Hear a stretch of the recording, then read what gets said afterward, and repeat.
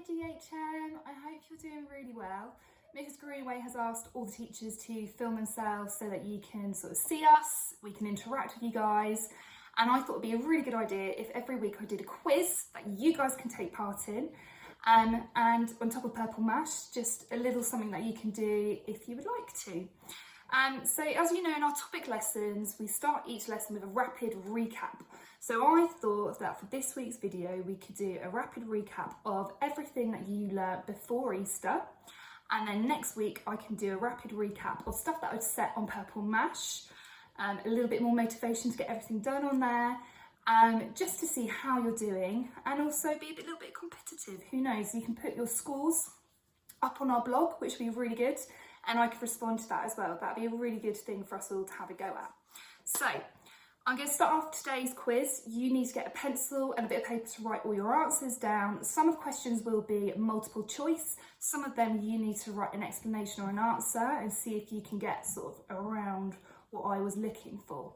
So question number one, I'm going to start with history. Obviously last time we did all about the Vikings. And so the first question is a multiple choice one. When did the Vikings first invade Britain, or Britannia as it was known then? So 1A, was it 814 AD? Was it 787 AD? Or was it 947 AD?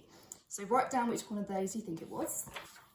Question 2 is where did the Vikings come from? So was it A, Norway, Denmark and Sweden? Was it B, Finland, Germany and Sweden? Or was it C, Denmark, Germany and Finland? Okay. Question 3, this is what I would like to see if you can remember, is why did they come to England or Britain or Britannia? What was their reason for coming in the first place? So if you could just write down a little explanation for that, see if you get what I think the answer is. Question 4, moving on to science. So last time we did all about sound. So the first thing was why, or how, sorry, is sound made? Was it A, by air dancing, B, by air moving, or is it C, by air vibrations? I'm hoping you will get that one correct. Question 5 is a simple yes or no.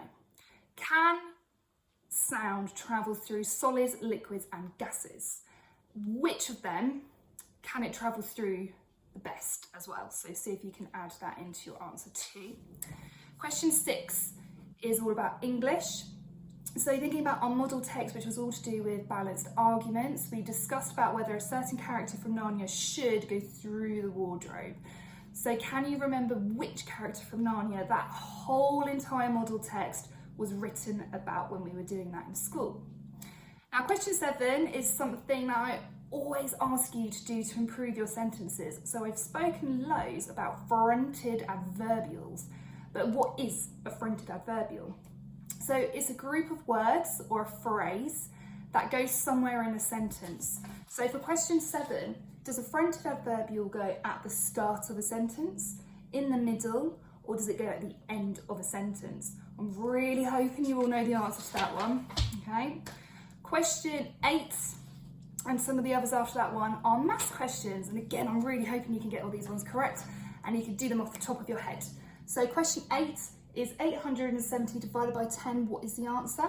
Question 9, 68 times 100, what is the answer? Question 10, 9 times 6. Make sure you're doing your monster multiplication for me because it's really good practice. And question 11, I've got a number sentence here, but have I got it right? As you know, in our maths lessons, in our secure it section, where there's 3 things, I quite often get it wrong. So I've put here 8 times 3 is less than 7 times 5, but is it correct or not? And then my final question to all of you lot is obviously Easter has just happened. And I set you a couple of tasks on Purple Mash all to do with Easter and what it means. But why do we celebrate Easter by eating Easter eggs? So I wondered if you could tell me that. If you're really lucky, you might have some Easter eggs left over. I don't, but you might do. And do you understand the significance of why that is? Now, I hope that you're all really good. Hopefully you got through to the end of the quiz. I will send your parents the answers. So make sure you have all yours ready and you can see how you did. You can put it on the blog and we can have a little competition in class to see who managed to get as many out of 12 correct as possible. Really looking forward to seeing you guys when school's safe to be open. Missing you all loads. It's not the same working from home at all, so fingers crossed we get to be back in the classroom shortly. Take care, go and enjoy the sunshine as much as you can, and hope to see you soon. Bye.